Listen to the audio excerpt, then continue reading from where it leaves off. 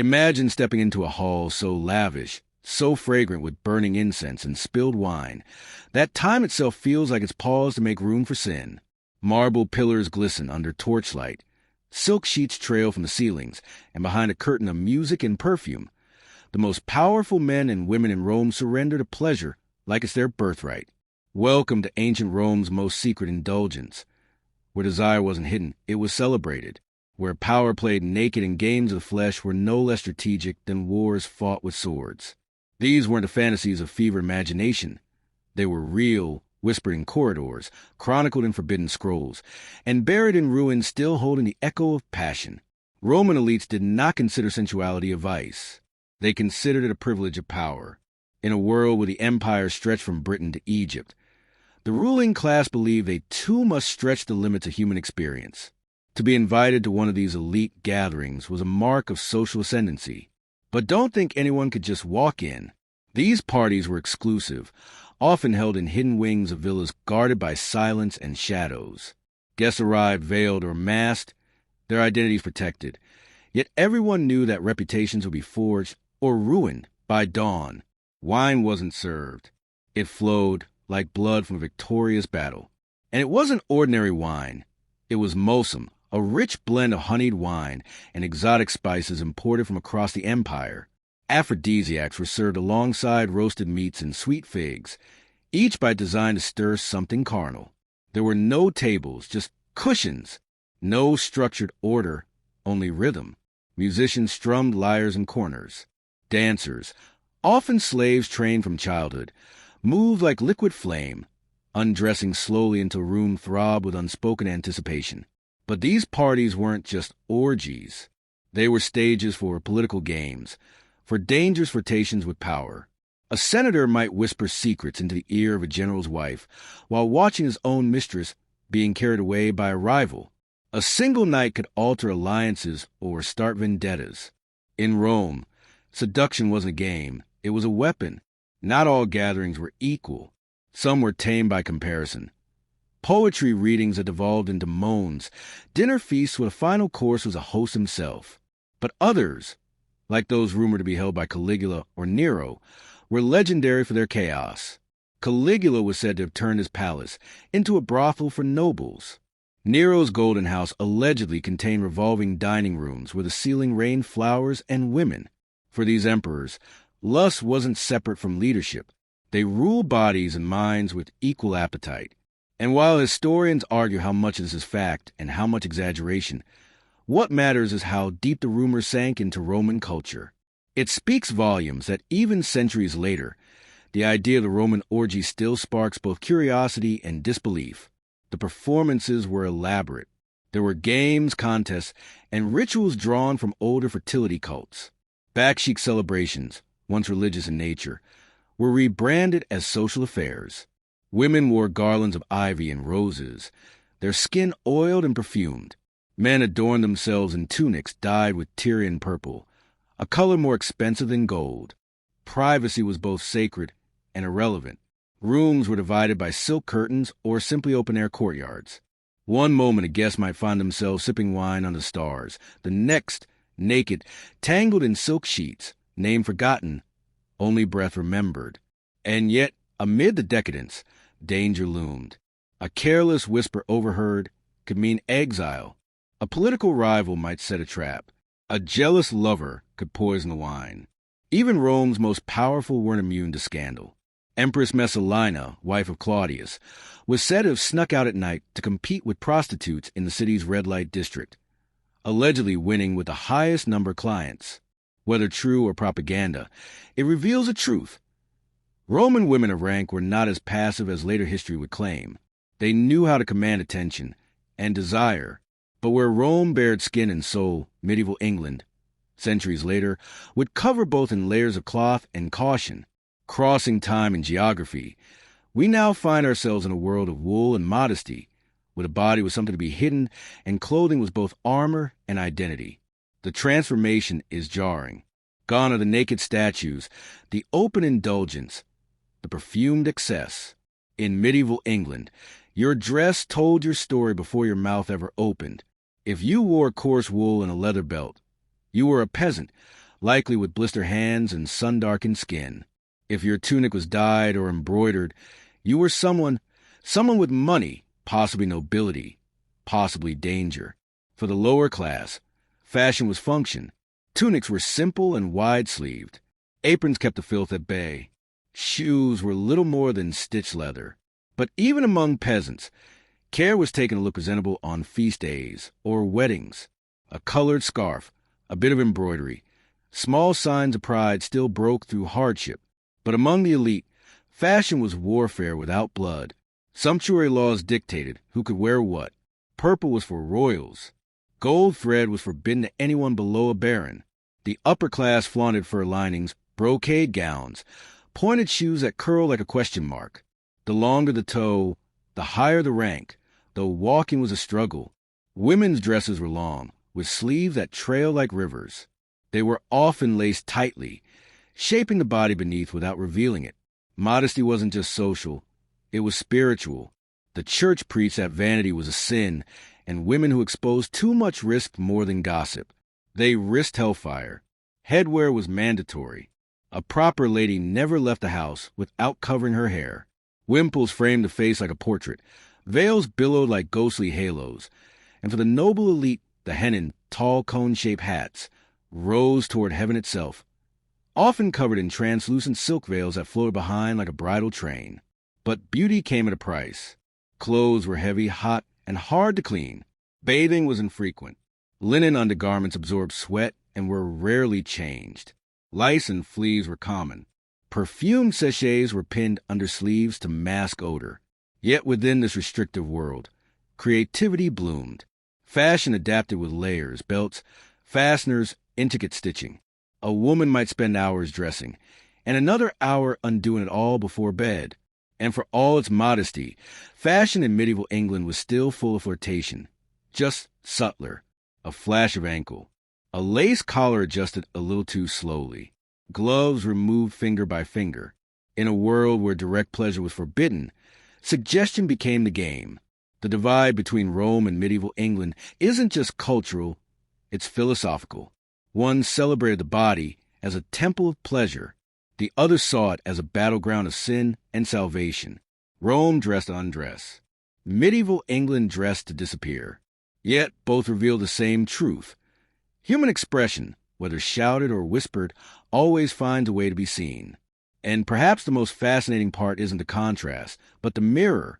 Because deep down, whether cloaked in silk or wool, whether whispering in marble halls or stone castles, people have always sought the same things: connection, power, desire, and a sense of belonging. The costumes change. The rituals shift. But the yearning endures. The Egyptian sun was merciless. But from within high palace walls came the scent of jasmine, myrrh, and honey drifting through corridors of polished stone. Beauty in ancient Egypt was more than desire. It was protection, it was power, it was the signature of the gods etched into human form. And unlike today's fleeting trends, it was eternal. Egyptians took their beauty into the afterlife.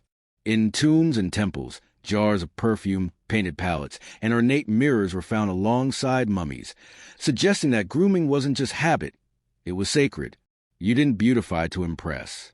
You beautified to belong, to the divine, to the cosmos, to the legacy of kings and queens.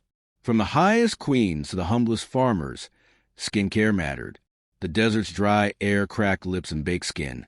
So oils became a second skin. Castor, morena, almond, and sesame oil weren't luxuries. They were necessities, rich in antioxidants.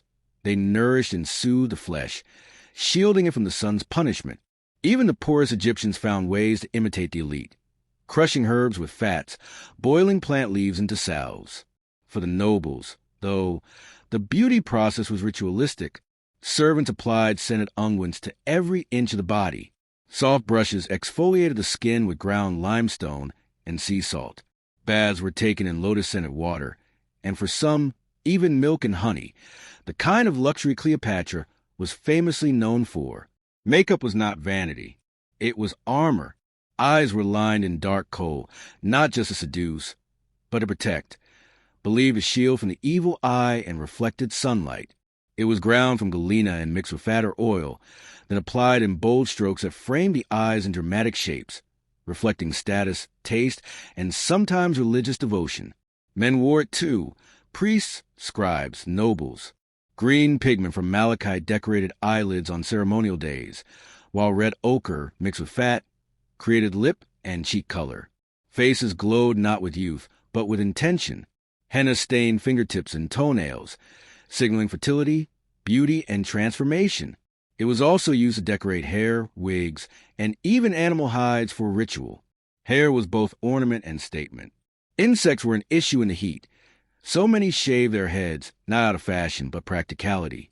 But that didn't mean they walked bald. Wigs were an art form, constructed from real hair, vegetable fiber, and wool. They came in curls, braids, and layers, sometimes dyed and often adorned with beads, gold thread, and lapis lazuli. Perfume cones made of wax were placed atop the head to melt slowly, releasing scent as the person moved, turning the act of simply walking into a trail of divine fragrance. Perfume wasn't a finishing touch. It was identity. Recipes were closely guarded, crafted with resins, flower oils, cinnamon, and sometimes even rare ingredients from India or Nubia. These were pressed into solid cones, stored in alabaster jars, and used sparingly but intentionally. Scents were chosen to align with one's mood, role, or status. The priestess smelled different than the dancer, the soldier different than the merchant's wife. To carry a scent was to speak without words. And then there were mirrors, not glass, but highly polished bronze or silver, oval or round, sometimes shaped like deities, held by ornate handles. They were sacred tools. Looking into one meant more than grooming. It meant reflection, spiritually and physically. Many were buried with their owners, not just as vanity, but because beauty, the Egyptians believed, followed the soul into eternity. Even death didn't escape the beauty ritual. Bodies were oiled, scented, painted. Lips and cheeks were often colored, even in death. Eyes were kohl-lined one last time, and hands were positioned with care. The afterlife, they believed, was not a place to arrive ragged or unkempt. You entered the next world dressed in perfection. Yet, beauty wasn't universal. Like everything, it was shaped by class. The wealthy had access to imported ingredients, servants, and daily care. The poor made do with local herbs, animal fats, and handmade tools. Still, even a farmer's daughter might line her eyes for a festival or stain her nails in henna before marriage, because beauty more than pleasure was pride, and pride was survival. It's easy to romanticize it now, but beneath the ritual was a deeper truth: control. A woman's appearance determined her reputation. The well-groomed were considered moral, clean, worthy. The unkempt were suspicious. A woman sent her skin, her eyes. All spoke before she did. And though this power could elevate her, it could also trap her in expectations she didn't choose. But now, shift your vision from the warmth of the Nile to the cold marble of Rome, to a girl dressed in pure white, walking barefoot through a city that watched her with both reverence and fear. She was a Vestal Virgin, one of 6, the most powerful women in Rome, and also the most imprisoned. Chosen between the ages of 6 and 10, Vestal Virgins were taken from noble families, led away from childhood into a life bound by fire, silence, and sacred duty. Their job was to guard the eternal flame of Vesta, goddess of the hearth. As long as that flame burned, Rome endured. If it died, disaster would follow. Their purity, it was believed, was tied to the city's fate. For 30 years they served. The first 10 learning rituals, the next 10 performing them, the last 10 teaching. Their lives were regimented. They woke early, tended the flame, prepared offerings, kept ancient secrets. They lived in a house of the Vestals near the Forum, with gardens, fountains, and private rooms, luxuries no Roman woman outside of royalty could dream of. They attended festivals, rode in chariots during processions, and sat in the front rows of public games. Even consuls stood in their presence. They could own property, write wills, and live unchaperoned. In a male-dominated world, they were untouchable. But the price was staggering. They could not marry, could not touch a man, could not show desire. The vow of chastity wasn't symbolic. It was absolute. To break it was treason. And treason had one punishment: death. But no Roman could spill a Vestal's blood, so the method was slow and cruel. If a Vestal broke her vow, she was buried alive in a chamber with a loaf of bread, a lamp, and water. The tomb was sealed, her name erased. This was a mere rumor. Several Vestals over the centuries were sentenced this way. Sometimes the accusation was political, fabricated to remove a Vestal with too much influence. Other times, it was based on rumor alone. The irony was brutal. The women given the most honor were also the most controlled. Still, many saw it as an honor. Families offered their daughters eagerly. Being a Vestal meant escaping the fate of most Roman women: early marriage, endless childbirth, and obedience to a husband. As a Vestal, a girl became a living goddess. She was protected by law. She had power over life and death. If she crossed paths with a criminal on the way to execution, she could pardon him by chance alone. Her presence was purification. The rituals were endless. Sacred grains prepared a certain way. Ceremonies timed with the lunar cycle. Fires that could never extinguish. The Vestals weren't just symbolic. They were spiritual infrastructure. Without them, the city felt vulnerable.